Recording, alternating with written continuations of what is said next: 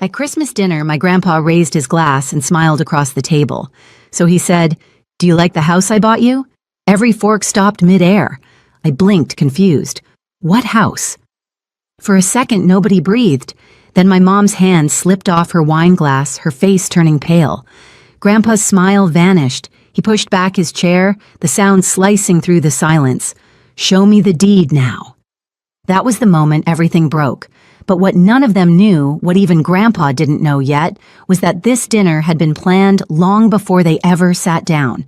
2 weeks before that dinner, I wasn't thinking about deeds or houses. I was thinking about rent overdue bills and whether instant noodles could count as dinner 3 nights in a row. My apartment in Portland was small, the kind of place where the heater rattled louder than my thoughts. But it was mine. Or at least the one thing I paid for myself. Every December, my parents like to remind me how independence builds character. They said it right after posting pictures of their ski trips and new cars. Mom's messages always started sweet and ended with a jab, "You should learn how to manage money like adults do." I never replied. Silence was the only way to keep peace in our family. The only person who never made me feel small was Grandpa Edward Brooks. He was everything my parents pretended to be: disciplined, fair, quietly powerful. When I was 22, he told me, "Someday I'll make sure you have a place of your own." At the time, I thought he meant advice, not an actual house. He loved plans, not surprises. That's why when he called me a week before Christmas, I felt something strange in his voice. He said, "This year I have a special gift for you." I laughed it off. "Grandpa, you don't have to get me anything." He chuckled. "Oh, it's already done." I didn't think about it again until later that night, scrolling through my phone, staring at my parents' posts from their dinner party in Napa, red wine, polished smiles, all captioned, "Family is everything." It felt like a joke I wasn't in on. I told my friend Clara about the call. We were at our usual cafe, both hunched over laptops pretending to work. She smirked. "Special gift, huh?" "Maybe he finally realized you deserve more than their leftovers." I smiled, but it didn't reach my eyes. Or maybe it's another lecture wrapped in a bow. Outside, Christmas lights blinked against the rain. Inside, my coffee had gone cold. I didn't know it then, but the gift Grandpa talked about wasn't waiting under a tree. It was waiting to expose everything I thought I knew about my family. A few days later, I was searching for a client's invoice on my laptop when an unfamiliar email popped up, subject line, "Congratulations on the successful sale of the Pacific Lane property." At first, I thought it was spam. Then I noticed the address, Pacific Lane. My heart gave a quick, painful thud. That was the same street Grandpa had once mentioned years ago, the place he said would fit my sunlight. I stared at the message again, my throat tightening. Sold. But sold to who? I called Mom, keeping my voice light. "Hey, random question. Did Grandpa ever buy a house on Pacific Lane?" There was a pause longer than it should have been. Then her tone turned airy. "Oh, that. No, the market crashed that year, remember? Nothing ever came of it, right?" I said, slowly. "Because I got this weird email." Her breath hitched. "Angelina, you shouldn't open things that aren't yours. You always overthink." And just like that, she hung up. I sat there, phone buzzing in my hand, trying to make sense of what just happened. For the first time, her calm sounded like fear. That night, I couldn't sleep. Every creak in my apartment felt like a whisper saying, "They lied." I dug deeper, tracing the email back to a realtor's office in Lake Oswego. The next morning, I called pretending to be a buyer interested in recent sales. The agent confirmed the house had been sold 3 years ago, under the name Thomas Brooks. I couldn't feel my hands, my father, my mother. They'd sold it and never told me. When Grandpa called later to confirm Christmas dinner, I almost told him everything. But something in me froze. I wasn't ready to be the one to break his heart. Instead, I said, "Of course I'll be there. I'll bring dessert." After hanging up, I stared out the window at the falling snow, the city lights turning blurry through the glass. Clara texted asking if I was okay. I typed back, "I think my parents stole something that was meant for me." She replied, "Then make sure they hand it back themselves." I didn't answer. I just closed my laptop, whispered to the empty room. "Okay then, Christmas dinner it is." 3 days before Christmas, I drove across town through freezing rain to Grandpa's office. His assistant Sarah greeted me with her usual calm smile, though something flickered in her eyes. Hesitation, maybe guilt. "I just wanted to drop off his gift early," I said. trying to sound casual. My fingers were trembling around the small wrapped box. She hesitated, then lowered her voice. Mr. Brooks thought you'd already moved in. For a moment, the words didn't make sense. Moved in where Sarah looked around, then reached into a drawer and slid out a manila folder. He talks about how proud he is that you finally have your own place. The one on Pacific Lane. I felt the world tilt. Pacific Lane, I repeated. She nodded, whispering now. He bought it 2 years ago. Said it was in your name. Said your parents handled the paperwork. Her eyes softened. He really believes you've been living there. I swallowed hard. Can I see something? She hesitated again, then quietly handed me a photocopy of the original deed. My name. Bold, unmistakable. And then stapled behind it another form. A sale agreement signed by Thomas Brooks. My father's signature. Outside, the cold hit me like punishment. I sat in my car gripping the papers until they crumpled. I wanted to scream, but the only sound was the ticking of the turn signal I'd forgotten to switch off. That night, I called Clara. They sold it, I said flatly. They took what was mine and told him I had it. She was silent for a beat. Then quietly. So what are you going to do? I'm going to dinner, I said. The next morning, I met with Mark Steele, Grandpa's longtime attorney. I didn't tell him everything, only enough to make him frown. You'll be there, right? I asked. He studied me. Do you want me to protect your grandfather or expose your parents? Both, I said, in that order. When I left his office, the rain had turned to snow. Portland was quiet streets, glazed white, everything looking clean, untouched, except I knew better. I drove home, folded the papers back into the folder, and placed it in my bag. My reflection in the window looked calmer than I felt. They think they're the ones with a plan, I whispered. But so do I. Christmas night came dressed in gold light and quiet tension. The Brooks family gathered around a table too long for the number of hearts that still cared. The chandeliers shimmered. The crystal reflected flames from the marble fireplace. Laughter floated around like stage smoke, pretty fake rehearsed. I sat across from my parents, half listening to their stories about investments and vacations. Every word scraped against my nerves. Grandpa sat at the head of the table, the only person whose smile still looked real. He'd always been the axis of this family, steady, unshakable. I wondered what would happen when he realized everything he built rested on lies. He lifted his glass.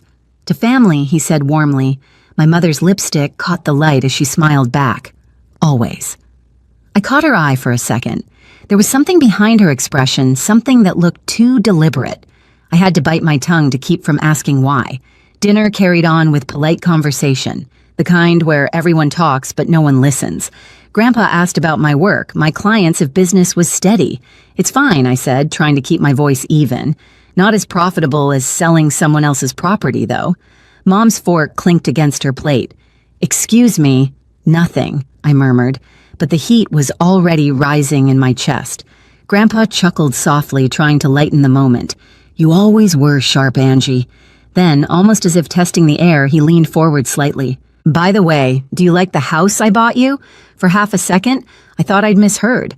The laughter stopped. The chandelier hum turned into silence. I blinked. My lips parted, but my voice came out thin. What house? The question snapped through the air. Mom's hand slipped from her wine glass red, spilling across the tablecloth like blood on snow. Dad's jaw went rigid. Grandpa's eyes darted between us, confusion deepening. What house? I repeated louder this time. Grandpa set down his glass, the stem clicking against the wood. His face shifted disbelief, curdling into anger. Show me the deed now. Dad tried first, his voice trembling but defensive. Dad, this isn't the time. It's exactly the time. Grandpa cut in, calm but sharp as glass. I trusted you to manage that property for her. Mom's voice cracked. Edward, please. We only Lillian, he said, eyes locking onto hers. Don't insult me with another lie. Every sound in the room felt magnified. The fire crackling, the grandfather clock ticking, my pulse pounding. Sarah appeared from the side doorway as if she'd been waiting for the cue. She handed Grandpa a brown envelope. He didn't even look at it before calling Mark. Mark Steele entered, briefcase in hand. Mr. Brooks, he said evenly, you asked me to review some transactions earlier this week. I think you'll want to see this. He opened the briefcase, spreading documents across the table. I watched my parents' faces drain of color. Mark pointed to the first page. This is the original purchase deed.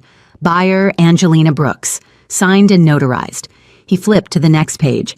And this sold 3 months later by Thomas Brooks. Transfer of funds confirmed here. Grandpa's hand shook as he traced the signatures. You sold her house, he whispered. The one I bought for her future. Dad swallowed hard. We were only managing it. She wasn't ready. Ready for what? I snapped, the anger breaking free. To have something of my own, to stop needing you. Mom reached for me, desperate. Honey, we did it for you. You were struggling.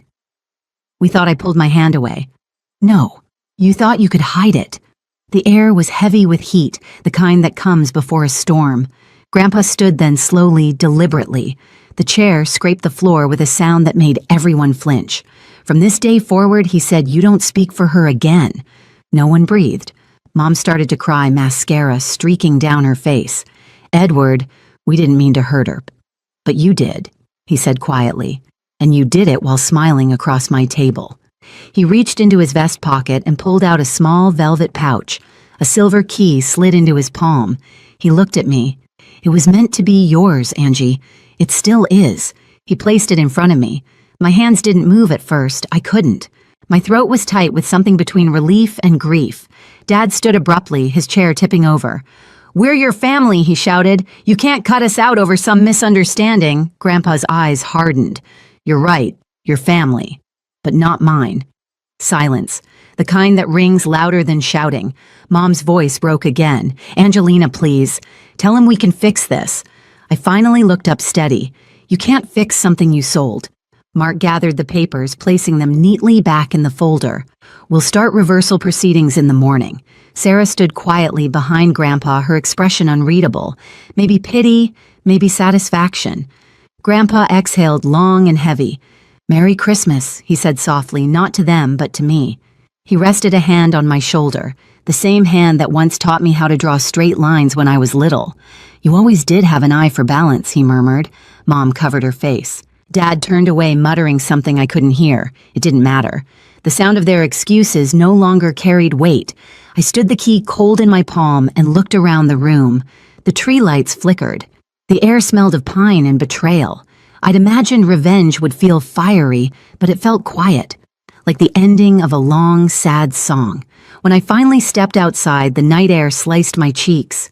The snow had begun again, soft flakes drifting onto the porch railing. Behind me, through the window, I could see Grandpa still standing tall, a silhouette against the warm light. Inside, my parents sat small and silent, trapped in their own lies. I whispered to myself, almost a prayer. They wanted me to earn my life. I just did. And with that, I walked into the snow, free, cold, and awake, for the first time in years. The next morning, the house was quiet. No one mentioned the night before, but everyone felt its weight. Mom and Dad's car was gone by sunrise, just twin tire tracks curving down the snowy driveway. They didn't say goodbye. Grandpa found me in the sunroom, sitting with a cup of coffee gone cold. His movements were slower than usual, the kind that came after disappointment too deep to name. He said softly, I gave them too much trust. I thought money could keep us honest. I looked up. You believed the best in them. That's not a mistake. He shook his head. You reminded me what honesty actually looks like. He reached into his jacket, pulled out an envelope, and slid it across the table. Inside were fresh papers, my name printed clearly at the top. The title deed. No signatures missing this time. I had Mark redo everything last night, he said. It's official. The house is yours, and theirs will be handled separately. My throat tightened. Grandpa, I don't even know if I want it anymore. He smiled, tired but warm. You don't have to move in right away. Just know it's waiting like I'll be whenever you need me. Later that week, news spread through Portland's business circles. Thomas and Lillian Brooks had been quietly removed from several boards. The Brooks family reputation, once polished, now carried a faint crack. But no one outside knew the real story. I didn't feel triumphant. I didn't feel vindictive. Just lighter. Over coffee with Clara, I told her I didn't win anything. I just stopped losing myself. She nodded, smiling. That's what winning actually looks like. When I left the cafe, snow had melted into a thin shine on the sidewalks. For the first time in years, I walked without glancing over my shoulder. A week later, I drove to Pacific Lane. The street was quiet, lined with evergreens dusted in snow. The house stood there, white walls, tall windows, a front porch waiting like an open hand. I stepped out the air crisp and clean and held the silver key up to the morning light. For the first time, I didn't feel like someone's daughter or someone's disappointment. Just me. I turned the key in the lock and whispered, "Home." Justice doesn't always shout. Sometimes it just stands up. If this story hits something in you, share your thoughts and subscribe for more true family stories like this one.